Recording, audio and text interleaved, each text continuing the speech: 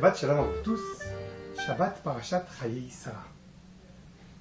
La paracha nous raconte la disparition de Sarah, son enterrement à Kiryat Arba Hebron, en Eretz Israël, Beretz Canaan à l'époque. Et la Torah nous raconte un peu les qualités de Sarah. Pourquoi on apprend? On apprend d'elle. Et le Midrash nous raconte comme ça. Akadosh Baruch Hu, Dieu il sait, il connaît le chemin des tzadikim, les chemins des complets. Comme eux ils sont complets, leur chemin est complet et leurs années sont complètes. Ça veut dire qu'ils savent profiter de chaque moment et de ne pas laisser des moments pas utilisés dans leur vie.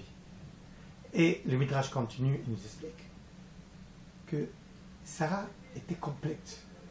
Complète dans ses actions et complète dans sa beauté. Complète dans sa beauté. D'accord, mais est-ce que la beauté a un rapport avec la spiritualité de l'homme, de la femme, dans ce cas-là?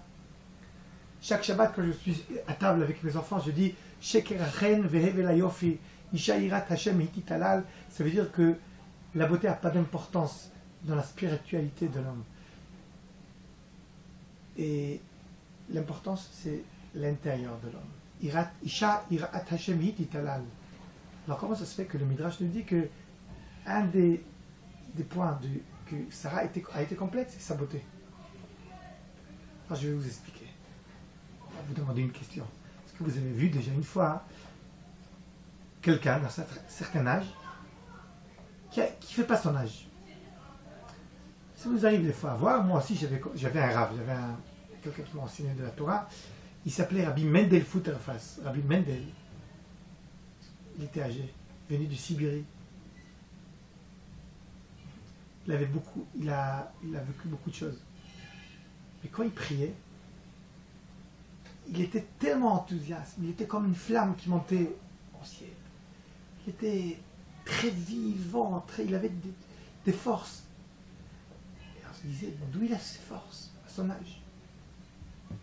Et je vais vous expliquer le secret, comment garder notre jeunesse et notre beauté.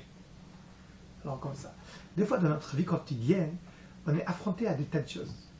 On doit arriver à des endroits, et dans ces endroits-là, il y a des menaces spirituelles et physiques, et comment on peut se garder, comment on peut se réserver, et ne pas être influencé par notre entourage.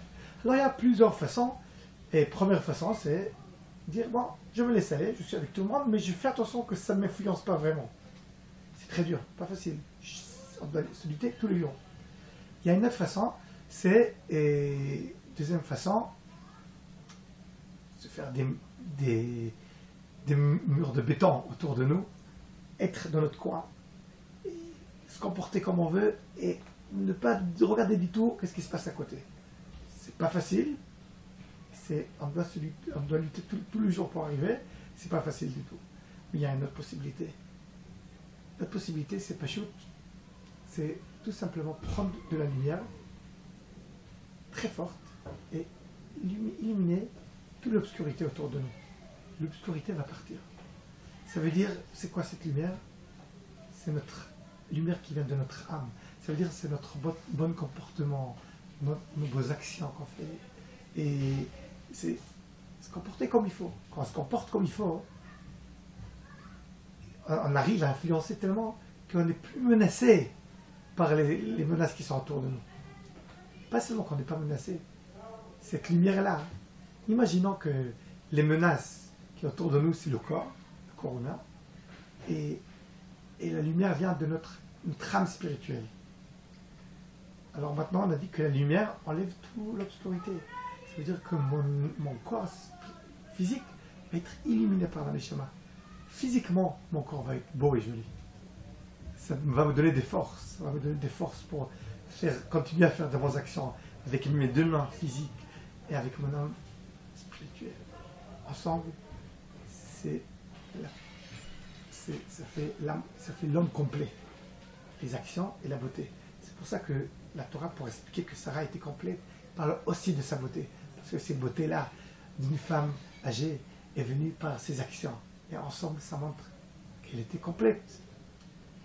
Alors, je vous souhaite à vous tous d'être complets dans vos actions, dans votre beauté, de garder votre jeunesse pour les bonnes actions de ne pas être influencé par tout l'entourage, mais vous, influencez les autres par des bonnes choses.